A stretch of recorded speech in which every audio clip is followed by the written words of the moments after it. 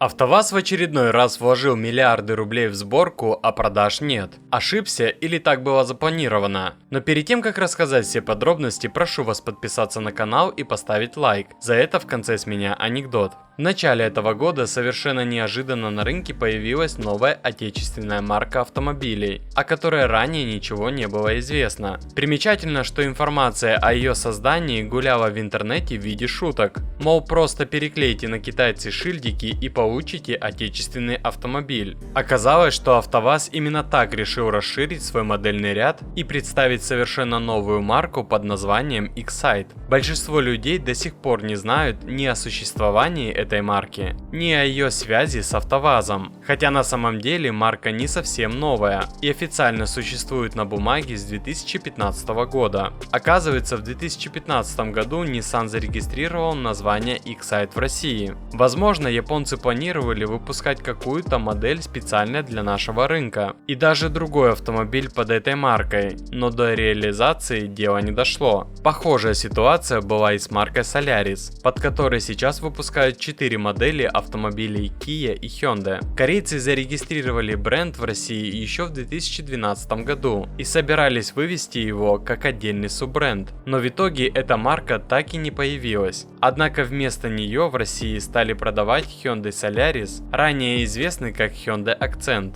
История X-Sight пошла по аналогичному пути. После того, как завод Nissan перешел под российское управление, на нем начали собирать китайский кроссовер FAW Bestune T77, представленный как Lada X-Cross 5. Но вскоре отношения АвтоВАЗа с FAW разладились, и компания нашла нового партнера Chery. Недавно во время уборки по дому открыл ящик в тумбочке жены и обнаружил там мой массажер для шеи. Ого, я, наверное, уже несколько месяцев им не пользовался и уже почти забыл про него. Итак, я его надел и снова кайфанул. Массажер отлично расслабил, шея прогрелась, а голова как будто прояснилась. Освежив воспоминания, решил перенести его обратно в машину. Отличный антистресс, можно расслабиться в пробке и после долгой поездки. Мне очень нравится 5-й режим, ощущение, как будто шею проминают волновыми движениями. Надо ли говорить, что вскоре массажер из бардачка опять пропал? Жена позаимствовала это чудо-средство и использует теперь его просто так для расслабления за просмотром телека.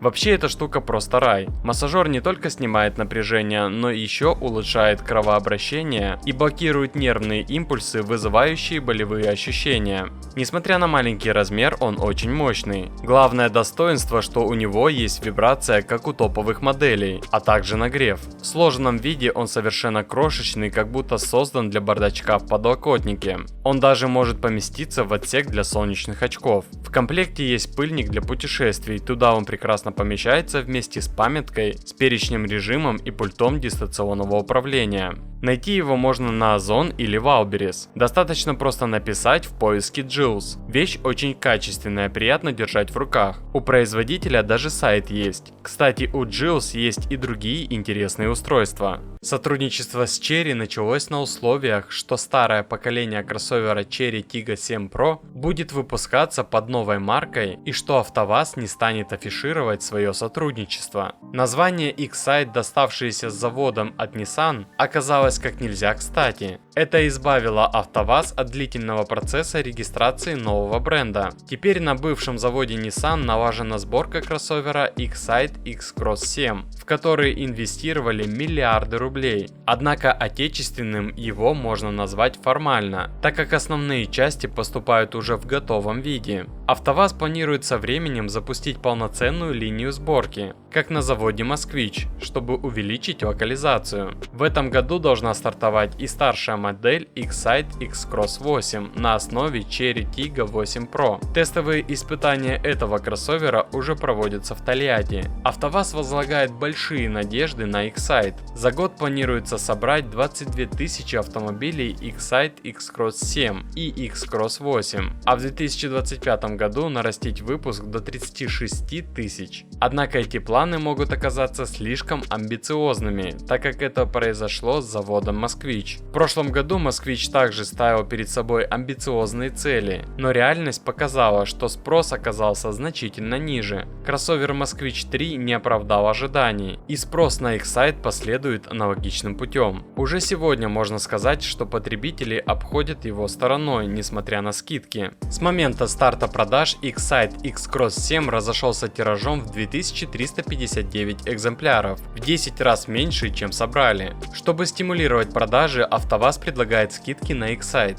250 тысяч рублей при сдаче автомобиля в трейд-ин или 200 тысяч рублей при покупке в кредит по программе Lada Finance. Цена базовой модели составляет 2 миллиона 500 тысяч рублей, а с максимальной скидкой 2 миллиона 250 тысяч. Однако эти скидки не суммируются, что ставит X-Sight в менее выгодное положение по сравнению с китайскими конкурентами, которые предлагают больше возможностей для комбинирования скидок. Chery Tiggo 7 Pro Max в базовой комплектации и с улучшенным оснащением стоит примерно столько же, но предлагает более современный салон и мощный двигатель. Так что многие потребители предпочитают немного доплатить и выбрать более оснащенные модели. В итоге X-Sight X-Cross 7 может стать очередной попыткой АвтоВАЗа вывести на рынок устаревшую модель под российским брендом. Однако, как показывает практика, такие автомобили часто встречают скептицизм среди покупателей, и проект рискует стать очередной неудачей для АвтоВАЗа. Походу на ВАЗе не ошиблись, а так было задумано.